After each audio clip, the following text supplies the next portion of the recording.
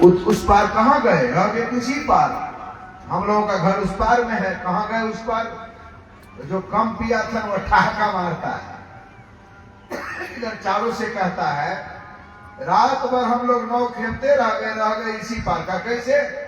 का कुट्टा से रस्सी खोलना ही भूल गए। कुट्टा से रस्सी खोलवे नहीं किए तो उस पार कैसे जाएंगे?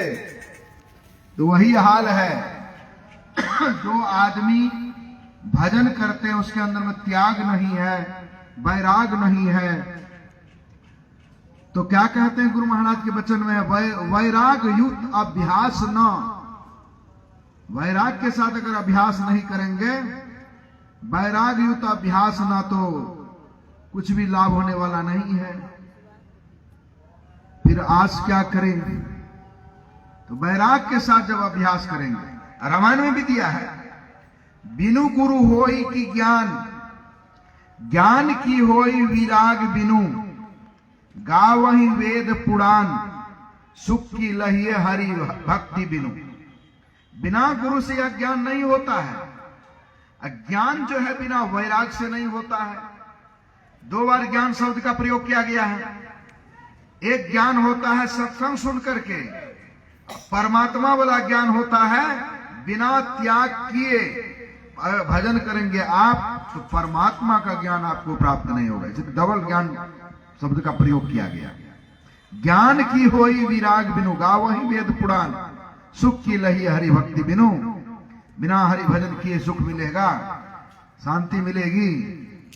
शांति सुख नहीं मिलेगा बिना भजन किए।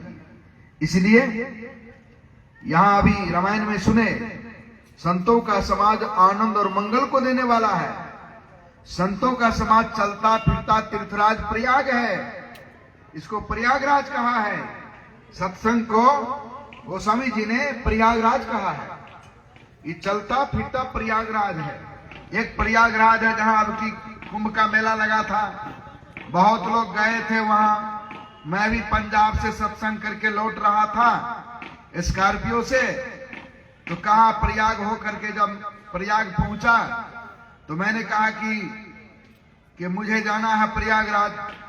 खाली हम लोग प्रयागराज बोलते हैं, देखे नहीं है। चलिए वहां नहाएंगे और देखेंगे संगम कैसा है क्या है। और जब वहां गए, पूरे कपड़ा बिछा दिया, तो वहां गए तो वहां जाकर के संगम में दो नाव के बीच में तख्ता बांध करके रखता है, उस पर हम लोग नहाए, 12 डुबकी हम लगाए। तो राम जानकी मेला के प्रांगण से उसके बाद हैं।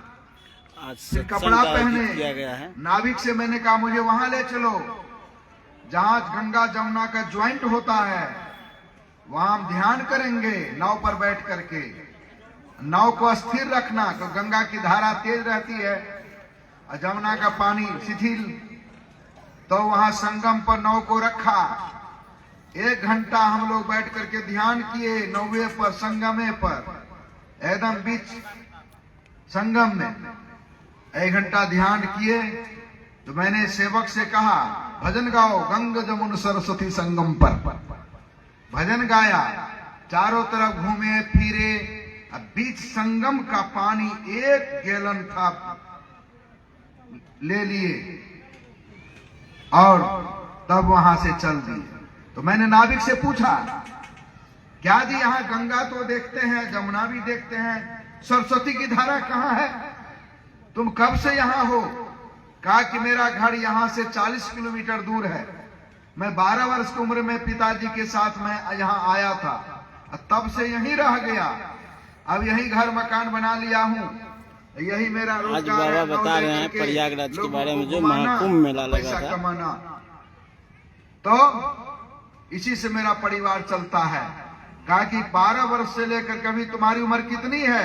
कहा 55 साल का मैं हो गया हूँ। कहा 55 साल 12 वर्ष में आया था, 55 साल का हो गए हो, तो सरस्वती की धारा देखे हो कभी? कहा कभी नहीं देखे। तो सरस्वती की धारा कभी बहती होगी? उसके बाद तो मध्य प्रदेश में सरस्वती की धारा सीधे पताल चली जाती है, बाहर में तो बहती है नहीं। तो सरस्वती की धारा कहाँ है? तो वहां सरस्वती की धारा बन जाती है। इधर से गंगा का पानी आता है, इधर से जमुना का पानी, दोनों का जो ज्वाइंट स्थल है, संधि स्थल, उसी को सरस्वती की धारा कहते हैं। इसलिए कहते हैं वहां नहाने से आपको शारीरिक लाभ होता होगा, पुण्य होता है, क्योंकि भारद्वाज ऋषि का तपोभूमि है वह। भगवान शंकर वहां सत्संग सुनने आते थे।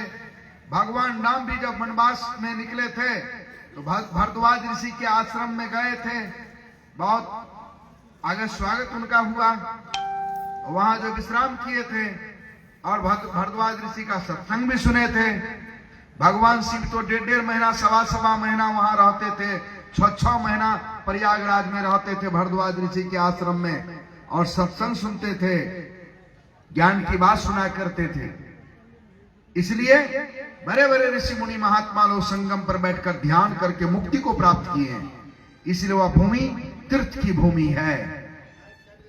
लेकिन बहुत लोग गए नहाने, तो बताइए जो नहाने वाले हैं उनमें कोई सुधार हुआ? खैनी खाता तो छोड़ दिया, दारू पीता तो छोड़ दिया। बहुत लुच्चा लबड़ा भी वहां गया होगा नहाने, क्या लुचपनी खाना छोड़ दिया है? वहां प्रयागराज में बहुत पॉकेट मार वाला भी रहता है, डुबकी लगाए देंगे गायब हो जाएगा आपका। क्या वो लोग सुधर गया? देखिए, तीर्थों में नहाने से पुण्य होता है, लेकिन मानसिक कोई लाभ नहीं होता है। इस संतों का ज्ञान है, इसको भी प्रयागराज कहा है। इसमें 3 तरह की धारा बहती है। कौन कौन?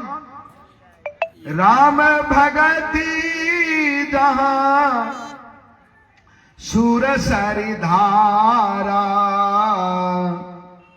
सरसई ब्रह्म विचार प्रचार, विधि निषेधमय कलिमल हारणी, करम कथा रविनंदन बरनी। देखिए क्या कहते हैं गोस्वामी तुलसीदास जी महाराज, कहते हैं राम भगति जहां सुरसरी धारा, सत्संग में राम की भक्ति का जो प्रचार होता है, भगवान की भक्ति का प्रचार, भगवान शिव की महिमा का वर्णन, भगवान विष्णु की लीला का वर्णन, भगवान राम की लीला का महिमा का वर्णन, भगवान कृष्ण की लीला का वर्णन, या संत गुरुजनों की लीला महिमा का वर्णन जो किया जाता है, ये क्या है? गंगा की धारा है, जो मन के मैल को धो देता है, मन के मैल को धो देता है। भगवान की प्रशंसा कीजिए, महिमा का वर्णन कीजिए, लीला का वर्णन कीजिए, तो वह क्या करेगा? मन के मैल को धो देगा। इसलिए देखिए भगवान राम कैसे हैं। जब भगवान राम को वनवास हुआ तो भगवान राम पंचवटी में ठहरे हुए थे। भरत पता करके देखा कि भगवान कहां ठहरे।